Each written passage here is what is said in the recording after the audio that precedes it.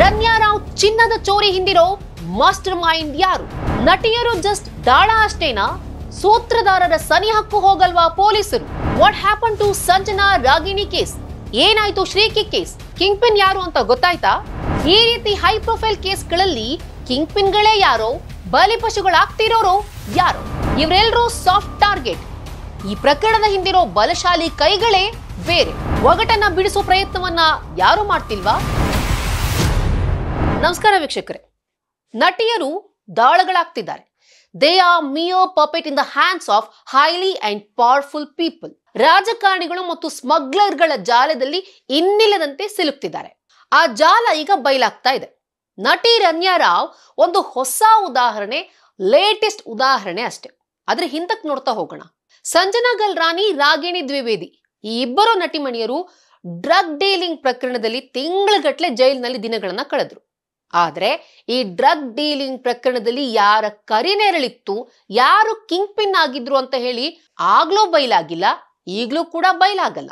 Crypto currency ಪ್ರಕರಣದಲ್ಲಿ ಶ್ರೀಕಿ ಅನ್ನೋ IT engineer ಒಬ್ನು ಸಿಕ್ಕಾಕೊಂಡ. ಆಗ್ಲೂ ಕೂಡ ಈ ಪ್ರಕರಣದಲ್ಲಿ ಕೆಲ ನಟಿಯರ ಹೆಸರು ತಳಕು ಹಾಕೊಂಡಿತ್ತು. ಅಷ್ಟೇ ಅಲ್ಲ, ಕೆಲ ರಾಜಕಾರಣಿಗಳ ಹೆಸರು ಕೂಡ ಕೇಳಿಬಂದಿತ್ತು.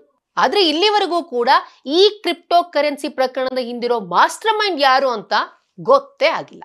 ಇನ್ನು ಸ್ವಲ್ಪ ಹಿಂದಕ್ಕೆ ಹೋಗೋಣ. IPL ಬೆಟ್ಟಿಂಗ್ ಪ್ರಕರಣದಲ್ಲೂ ಕೂಡ ಯಾರ್ಯಾರ್ದೋ ತಾರೆಯರ ಹೆಸರನ್ನ ತಳುಕು ಹಾಕ್ಲಾಯ್ತು. ಈ ಕೇಸ್ ಕೋರ್ಟ್ ಮೆಟ್ಟಿಲನ್ನು ಕೂಡ ಏರಿತ್ತು. ಇದೇ ಕ್ರಿಕೆಟ್ ಬೆಟ್ಟಿಂಗ್ ಪ್ರಕರಣದಲ್ಲಿ ನಟಿ ರಮ್ಯಾ ಅವರು ಕೂಡ ಭಾಗಿಯಾಗಿದ್ದಾರೆ ಅಂತ ಹೇಳಿ ಆರೋಪ ಮಾಡಲಾಗಿತ್ತು. ಆಗ ರಮ್ಯಾ ಅವರು ಕೋರ್ಟ್ ಹೋಗಿ ಯಾವ ಮಾಧ್ಯಮಗಳು ತಮ್ಮ ಹೆಸರನ್ನ ದುರ್ಬಳಕೆ ಮಾಡಿಕೊಂಡಿದ್ವು ಆ ಮಾಧ್ಯಮಗಳಿಗೆ ಕಪಾಳ ಮೋಕ್ಷ ಮಾಡಿದ್ರು. ಇಷ್ಟೆಲ್ಲ ಆದ್ರೂ ಕೂಡ ಅಗೇನ್ IPL ಬೆಟ್ಟಿಂಗ್ ಪ್ರಕರಣದಲ್ಲೂ ಕೂಡ ಇದರ ಹಿಂದಿದ್ದ ಸೂತ್ರಧಾರ ಯಾರು ಅಂತ ಗೊತ್ತೇ ಆಗ್ಲಿಲ್ಲ. ಇನ್ನು ನಮ್ಮ ನೆರೆ ರಾಜ್ಯ ಕೇರಳದಲ್ಲೂ ಕೂಡ ಗೋಲ್ಡ್ ಸ್ಮಗ್ಲಿಂಗ್ ತುಂಬಾ ದೊಡ್ಡ ಮಟ್ಟದಲ್ಲಿ ಹೆಸರು ಮಾಡಿತ್ತು. ಸ್ವಪ್ನ ಸುರೇಶ್ ಅನ್ನೋರು ಪ್ರಮುಖ ಆರೋಪಿಯಾಗಿದ್ರು. ಎಷ್ಟರ ಮಟ್ಟಿಗೆ ಈ ಗೋಲ್ಡ್ ಸ್ಮಗ್ಲಿಂಗು ಸೌಂಡ್ ಮಾಡಿತ್ತು ಅಂತ ಹೇಳಿದ್ರೆ ಪಿಣರಾಯಿ ವಿಜಯನ್ ಹೆಸರು ಕೂಡ ಕೇಳ್ಬಂದಿತ್ತು. ಅಗೇನ್ ಈ ಗೋಲ್ಡ್ ಸ್ಮಗ್ಲಿಂಗ್ ಪ್ರಕರಣದಲ್ಲೂ ಕೂಡ ಯಾರು ಕಿಂಗ್ ಪಿನ್ ಅನ್ನೋದು ಕೊನೆವರೆಗೂ ಕೂಡ ಗೊತ್ತಾಗಿಲ್ಲ. ಬಟ್ ಯಾರಾದ್ರೂ ಸಿಕ್ಕಾಕೊಂಡ್ರಾ? ಯಾರು ಸಿಕ್ಕಾಕೊಂಡಿಲ್ಲ. ಸೊ ಮೊನ್ನೆ ಐಶ್ವರ್ಯ ಅನ್ನೋರು ಪಾರ್ಟ್ ಟೈಮ್ ಆಕ್ಟರ್ ಜೊತೆ ಸೇರ್ಕೊಂಡು ನಾನು DK ಸುರೇಶ್ ಅವರ ತಂಗಿ ಅಂತ ಹೇಳಿ ಗೋಲ್ಮಾಲ್ ಮಾಡಿದ್ದು ಅದೆಷ್ಟೋ ಜನರಿಗೆ ಉಂಡೆ ನಾಮನ್ ಹಾಕಿದ್ರು. ಇದೇ ಐಶ್ವರ್ಯ ಮನೆಯಲ್ಲಿ ಕಾಂಗ್ರೆಸ್ ನಾಯಕ ವಿನಯ್ ಕುಲಕರ್ಣಿ ಅವರ ಕಾರ್ ಇತ್ತು, ಅವರು ಇದನ್ನ ಬಳಸ್ಕೊಳ್ತಿದ್ರು ಅಂತ ಹೇಳಿ ಫ್ಲಾಶ್ ನ್ಯೂಸ್ ಎಲ್ಲ ಬಂದ್ ಹೋಯ್ತು. ಆದ್ರೆ ಈ ಒಂದು ಪ್ರಕರಣದ ಹಿಂದಿರೋ ಕಿಂಗ್ ಪಿನ್ ಯಾರು ಅಂತ ಏನಾದ್ರೂ ಗೊತ್ತಾಯ್ತಾ? ಖಂಡಿತವಾಗ್ಲೂ ಗೊತ್ತಾಗಿಲ್ಲ. ಇನ್ನೊಂದು ಪ್ರಕರಣ, ಶ್ವೇತಾ ಅನ್ನೋಳು ವರ್ತೂರ್ ಪ್ರಕಾಶ್ ಅವರ ಹೆಸರಿನಲ್ಲಿ ಕೆಲವೊಂದು ಚಿನ್ನದ ಅಂಗಡಿಗೆ 3 ನಾಮ ಹಾಕಿದ್ಲು. ಈ ರೀತಿ ಪ್ರಕರಣಗಳು ಕೂಡ ಬಂದ್ ಹೋಯ್ತು. ಇದೇ ರೀತಿ ಈ ರೀತಿ ಪ್ರಕರಣಗಳ ಬಗ್ಗೆ ಹೇಳ್ತಾ ಹೋದ್ರೆ, ಅಂದ್ರೆ ಇನ್ನೂವರೆಗೂ ನೀಟಾಗಿ ತನಿಖೆ ಆಗದೆ ಇರುವಂತಹ ಪ್ರಕರಣಗಳ ಬಗ್ಗೆ ಹೇಳ್ತಾ ಹೋದ್ರೆ ಲಿಸ್ಟ್ ಮುಗಿಯೋದೇ ಇಲ್ಲ. ಸೊ ನಾನ್ ಯಾಕೆ ಈ ಎಲ್ಲಾ ಪ್ರಕರಣಗಳನ್ನ ತಗೋತಾ ಇದ್ದೀನಿ, ರನ್ಯಾ ರಾವ್ ಕೇಸಿಂದ ಹಿಡಿದು ಹಿಂದೆ ಯಾವೆಲ್ಲಾ ರೀತಿ ಪ್ರಕರಣಗಳಾಗಿತ್ತು ಅಂತ ಹೇಳ್ತಿದ್ದೀನಿ ಅಂತ ಅಂದ್ರೆ, ಈ ರೀತಿ ಪ್ರಕರಣಗಳಲ್ಲಿ ಆಲ್ಮೋಸ್ಟ್ ಏನಾಗುತ್ತೆ ಅಂತ ಹೇಳಿದ್ರೆ ಇದರ ಹಿಂದಿರುವಂತ ಕಿಂಗ್ ಪಿನ್ಗಳು, ಮಾಸ್ಟರ್ ಮೈಂಡ್ಗಳು ಇಡೀ ಜಾಲಾನ ನಿಂತ್ಕೊಂಡು ಆಡಿಸ್ತಿರ್ತಾರಲ್ಲ, ಅವ್ರ ಹೆಸರು ಮುನ್ನೆಲೆಗೆ ಬರೋದಿಲ್ಲ. ಆ ಟೈಮಲ್ಲಿ ಏನೋ ಇವ್ರ ಹೆಸರು ಕೇಳಿ ಬರ್ತಾ ಇದೆ, ಪ್ರಭಾವಿಗಳ ಹೆಸರು ಕೇಳಿ ಬರ್ತಾ ಇದೆ, ಉದ್ಯಮಿಗಳಿದ್ದಾರೆ ಅಂತ ಕೇಳಿ ಬರ್ತಾ ಇದೆ, ಯಾರೋ ಸಚಿವರ ಹೆಸರಿದೆ ಅಂತ ಎಲ್ಲ ಕೇಳಿ ಬರೋದಷ್ಟೇ. ಆದ್ರೆ ಎಕ್ಸಾಕ್ಟ್ಲಿ ಯಾರು ಈ ಪ್ರಕರಣದ ಹಿಂದಿದ್ದಾರೆ ಅನ್ನೋದು ಇಲ್ಲಿವರೆಗೂ ಗೊತ್ತಾಗಿಲ್ಲ. ಯಾಕಂದ್ರೆ ಈ ರೀತಿ ಜಾಲಗಳಲ್ಲಿ ಇನ್ವಾಲ್ವ್ ಆಗಿರೋರು ತುಂಬಾನೇ ಪ್ರಭಾವವನ್ನ ಬೆಳೆಸಿಕೊಂಡಿರುವಂತಹ ರಾಜಕಾರಣಿಗಳು. ಇದರಲ್ಲಿ ನಾನು ಪಕ್ಷಾತೀತವಾಗಿ ಮಾತಾಡ್ತಿದ್ದೀನಿ. ಆ ಪಕ್ಷ ಈ ಪಕ್ಷ ಅಂತಲ್ಲ, ಎಲ್ಲಾ ಪಕ್ಷಗಳಲ್ಲೂ ಈ ರೀತಿ ಪ್ರಭಾವಿ ರಾಜಕಾರಣಿಗಳು, ಈ ರೀತಿ ಮಾಸ್ಟರ್ ಮೈಂಡ್ಗಳು ಇದ್ದೇ ಇರ್ತಾರೆ. So now I will come to Ranya Rao case. ಏನಾಯ್ತು ರನ್ಯಾ ರಾವ್ ಕೇಸ್? ಮಾರ್ಚ್ 3ನೇ ತಾರೀಕು ದುಬೈನಿಂದ ಬೆಂಗಳೂರಿನ ಇಂಟರ್ನ್ಯಾಷನಲ್ ಏರ್ಪೋರ್ಟ್ಗೆ ಆಕೆ ಬಂದ್ಲು. ಈ ಸಮಯದಲ್ಲಿ ಅವಳ ಮೇಲೆ ಅನುಮಾನ ಬಂದಂತಹ ಕಸ್ಟಮ್ಸ್ ಅಧಿಕಾರಿಗಳು ಅವ್ರನ್ನ ಹಿಡಿದ್ರು. ಆ ಹೊತ್ತಲ್ಲಿ ಬರೋಬ್ಬರಿ 14.2 kgಯಷ್ಟು ಚಿನ್ನದ ಗಟ್ಟಿ ಸಿಕ್ತು ಅಧಿಕಾರಿಗಳಿಗೆ. ಸೊ ಯಾವಾಗ ಈ ರೀತಿ ಚಿನ್ನದ ಗಟ್ಟಿ ಸಿಕ್ತೋ ದುಬೈನಿಂದ ತಂದಿದ್ದು, ಅಧಿಕಾರಿಗಳು ರನ್ಯಾ ರಾವ್ ಅವ್ರನ್ನ ಲಾಕ್ ಮಾಡಿದ್ರು ಬೆಂಗಳೂರು ಏರ್ಪೋರ್ಟ್ ನಲ್ಲಿಯೇ.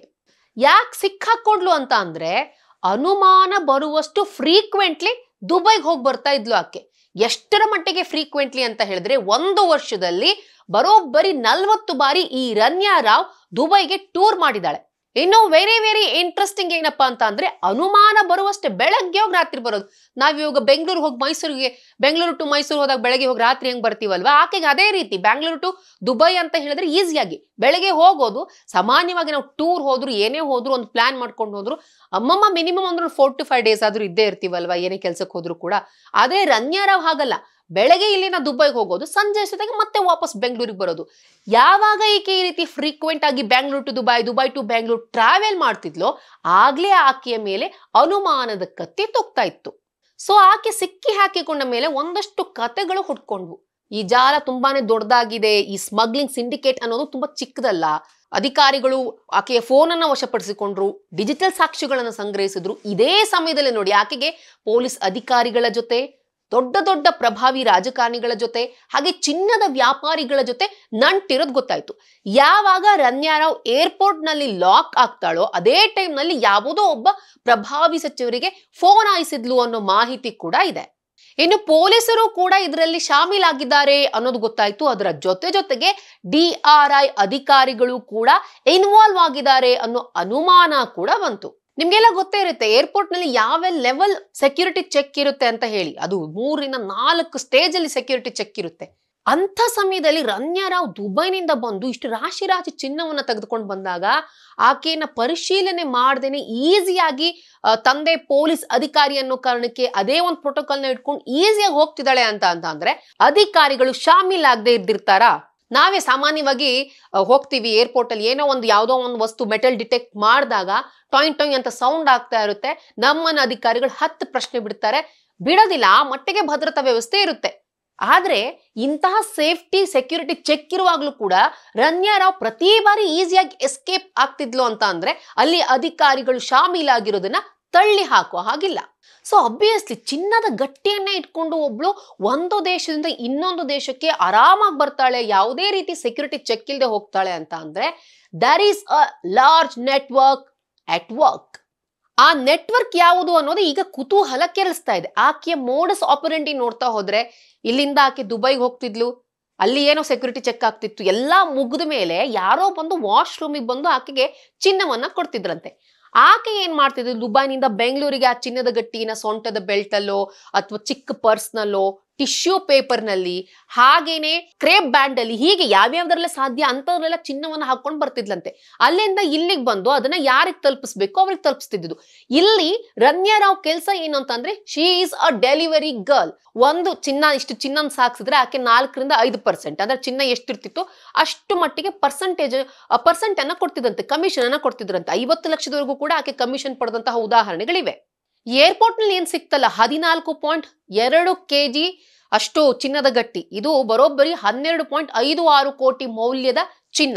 ಅದರ ಜೊತೆಗೆ ಆಕೆಯ ಮನೆ ಮೇಲೆ ರೇಡ್ ಮಾಡಿದಾಗ್ಲೂ ಕೂಡ 2 ಕೋಟಿ ಚಿಲ್ಲರೆಯಷ್ಟು ಚಿನ್ನದ ಗಟ್ಟಿ ಹಾಗೂ 2 ಕೋಟಿ ಚಿಲ್ಲರೆಯಷ್ಟು ನಗದು ಕೂಡ ಪತ್ತೆಯಾಗಿದೆ. ಒಟ್ಟಾರೆ 17.16 ಕೋಟಿ ಮೌಲ್ಯದಷ್ಟು ವಸ್ತುಗಳು ಪತ್ತೆಯಾಗಿದೆಯಂತೆ. ಸೊ ಈಗಾಗ್ಲೇನೆ DRS ಅಧಿಕಾರಿಗಳು ಹಾಗೂ CBI ಅಧಿಕಾರಿಗಳು ಎಲ್ಲಾ ಆಯಾಮದಲ್ಲೂ ಕೂಡ ತನಿಖೆ ಮಾಡ್ತಿದ್ದಾರೆ. ಈ ತನಿಖೆಯಲ್ಲಿ ಬರುವ 2 ಮೇಜರ್ ಪಾಯಿಂಟ್ಸ್ ಏನಪ್ಪಾ, ಮೇಜರ್ ಪಾಯಿಂಟ್ಸ್ ಆಫ್ ಇನ್ವೆಸ್ಟಿಗೇಷನ್ ಏನು ಅಂತ ಹೇಳಿದ್ರೆ, ಒಂದು ದುಬೈನಲ್ಲಿ ರನ್ಯಾರಾವ್ ಯಾರಿಂದ ಚಿನ್ನವನ್ನ ತೆಗೆದುಕೊಳ್ತಾ ಇದ್ಲು ಅನ್ನೋದು, ಇನ್ನೊಂದು ಬೆಂಗಳೂರಿಗೆ ಬಂದು ಆಕೆ ಯಾರಿಗೆ ಕೊಡ್ತಾ ಇದ್ಲು ಅನ್ನೋದು. These 2 points are very very important points of investigations. ದುಬೈನಲ್ಲಿ ಈಕೆಗೆ ಚಿನ್ನ ಕೊಟ್ಟವರಿಗೆ ದುಡ್ಡು ಹೇಗೆ ಸೇರ್ತಾ ಇತ್ತು ಅನ್ನೋದು ಒಂದು ಪ್ರಶ್ನೆ. ಇನ್ನೊಂದು ಕಡೆ ಈಕೆನ್ ಇಲ್ಲಿ ಬಂದು ಯಾರಿಗೆ ಚಿನ್ನವನ್ನ ಕೊಡ್ತಿದ್ಲಲ್ಲ, ಆ ಚಿನ್ನ ಖರೀದಿ ಮಾಡೋರು ರನ್ಯಾರಾವ್ಗೆ ಡೈರೆಕ್ಟ್ ಆಗಿ ದುಡ್ಡನ್ನ ಹಾಕ್ತಿದ್ರು ಅಥವಾ ಬೇರೆಯವರ ಮೂಲಕ ರನ್ಯಾರಾವ್ ಬರ್ತಿತ್ತು, ಅವರು ಮೋಡ್ ಆಫ್ ಟ್ರಾನ್ಸ್ಪೋರ್ಟ್ ಯಾವ ರೀತಿ, ಇದು ಕೂಡ ಕ್ವೆಶ್ಚನ್ ರೇಸ್ ಆಗುತ್ತೆ. ಇದು ವೆರಿ ವೆರಿ ಸಿಂಪಲ್ ಇನ್ವೆಸ್ಟಿಗೇಷನ್. ನಿಜ ಹೇಳ್ಬೇಕು ಅಂದ್ರೆ ರಾತ್ರೋರಾತ್ರಿ ಈ ಪ್ರಕರಣದಲ್ಲಿ ಇನ್ವಾಲ್ವ್ ಆಗಿರುವವರ ಮುಖವಾಡವನ್ನ ಬಯಲು ಮಾಡಿಬಿಡಬಹುದಾದಂತಹ ಫ್ರೇಮ್ ವರ್ಕ್. ಮಾರೋರು ಯಾರು ಅಂತ ಹಿಡ್ಕೊಂಡ್ಬಿಟ್ರೆ ಸಾಕು, ಕೊಂಡ್ಕೊಳ್ಳೋರು ಯಾರು ಅಂತ ಹೇಳಿ ಆಟೋಮೆಟಿಕ್ ಆಗಿ ಗೊತ್ತಾಗುತ್ತೆ. ಸೊ ಇವ್ರ ಹಿಂದೆ ಯಾರು, ಇವ್ರಿಗೆ ಯಾರು ಹಣ ಸಪ್ಲೈ ಮಾಡ್ತಿದ್ರು, ಚಿನ್ನದ ಗಟ್ಟಿ ಎಲ್ಲಿಂದ ಬರ್ತಾ ಇತ್ತು, ಇದನ್ನ ಯಾವ ರೀತಿ ಸಾಗಣೆ ಮಾಡ್ತಾ ಇದ್ರು, ಈ ನೆಟ್ವರ್ಕ್ ಅಲ್ಲಿ ಯಾರ್ಯಾರಿದ್ದಾರೆ, ಇವೆಲ್ಲ ಒಂದು ಬ್ಯಾಕ್ ಟು ಬ್ಯಾಕ್ ಒಂದು ಇವೆಲ್ಲ ಇಂಟರ್ಲಿಂಕ್ ಇರುತ್ತೆ. ಒಬ್ಬರೇ ಹಿಡಿದ್ರೆ ಖರೀದಿ ಮಾಡೋರ್ನ ಅಥವಾ ಮಾರೋರ್ನ ಹಿಡಿದ್ರೆ ಇವೆಲ್ಲ ಗೊತ್ತಾಗುತ್ತೆ. ಇಲ್ಲಿ Ranya Rao just a delivery girl. So ಪೊಲೀಸ್ನವರಿಗಾಗ್ಲಿ, CBI ಅಧಿಕಾರಿಗಳಿಗಾಗ್ಲಿ ಅಥವಾ DRS ಅಧಿಕಾರಿಗಳಿಗಾಗ್ಲಿ ನನ್ಗಿಂತ ನಿಮ್ಗಿಂತ ಚೆನ್ನಾಗಿ ಮಾಹಿತಿ ಇದ್ದೇ ಇರುತ್ತೆ, ಅನುಮಾನಗಳಿದ್ದೇ ಇರುತ್ತೆ, ಅವ್ರ ಹತ್ರ ಡೀಟೇಲ್ಸ್ ಕೂಡ ಇದ್ದೇ ಇರುತ್ತೆ. ಬಟ್ ಈ ರೀತಿ ಕೇಸ್ಗಳಿವೆಯಲ್ಲ, ಈ ರೀತಿ ಕೇಸ್ ಹಿಸ್ಟ್ರಿ ನೀವು ನೋಡ್ತಾ ಹೋಗಿ ಏನ್ ಮಾಡ್ತಾರೆ, ಜನಮಾನಸದಲ್ಲಿ ನೆನಪಿರೋವರೆಗೂ ಅಲ್ಲಿವರೆಗೂ ಕೇಸ್ನ ಹೇಳ್ಕೊಂಡು ಹೋಗೋದು. ತನಿಖೆ ನೆಪದಲ್ಲಿ ಅವ್ರು ಸಿಕ್ಕಿದ್ರು, ಇವ್ರ ಹೆಸರು ಕೇಳಿ ಬರ್ತಾ ಇದೆ, ಅವ್ರನ್ನ ವಿಚಾರಣೆ ಮಾಡ್ತಾ ಇದ್ದೀವಿ, ಇವ್ರನ್ನ ವಿಚಾರಣೆ ಮಾಡ್ತಿದ್ದೀವಿ ಅಂತ ಹೇಳ್ಕೊಂಡು ಯಾರ್ಯಾರು ಹೆಸರು ತಳಕ್ ಹಾಕೊಂಡಿರ್ತಾರೆ ಅವ್ರನ್ನ ವಿಚಾರಣೆ ಮಾಡ್ತಾರೆ. ಹೀಗೆ ಎಳೆದ್ಕೊಂಡು ಹೋಗೋದಕ್ಕೆ ಡೆಡ್ ಲೈನೇ ಇರೋದಿಲ್ಲ. ಆದ್ರೆ ಮುಖ್ಯವಾಗಿ ಯಾರು ಕಿಂಗ್ ಪಿನ್ ಅಲ್ಲಿವರೆಗೆ ಯಾವ ಪ್ರಕರಣಗಳು ಇಲ್ಲಿವರೆಗೂ ಹೋಗಿಲ್ಲ, ಆಮೇಲೆ ಹಿಂಗೆ ಎಳೆದಾಡ್ಕೊಂಡು ನಂತರ ಒಂದಿನ ಬಿಟ್ಟು ಬಿಡ್ತಾರೆ, ಇನ್ಯಾವುದೋ ಹೊಸ ಕೇಸ್ ಬರುತ್ತೆ. ಇಲ್ಲಿವರೆಗೂ ಕೂಡ ನಡ್ಕೊಂಡು ಬಂದಿದ್ದು ಇದೆ.